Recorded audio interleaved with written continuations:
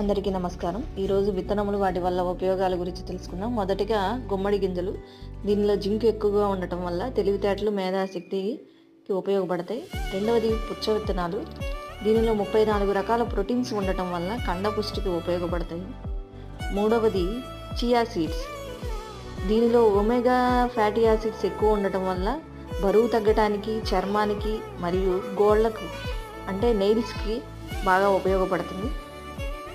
నాలుగవది పొద్దుతిరుగుడు విత్తనములు. దీనిలో విటమిన్ ఇ ఎక్కువగా ఉండటం వల్ల యవ్వనంగా ఉండటానికి ఉపయోగపడుతుంది.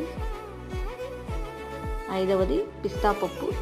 దీనిలో మెలటిన్ ఎక్కువగా ఉండటం వల్ల నిద్రను పెంపొందించుటకు బాగా ఉపయోగపడుతుంది.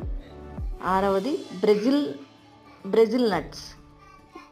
ఇది మగవారిలో వీర్య కణాలను వృద్ధి చెందడానికి ఉపయోగపడతాయి.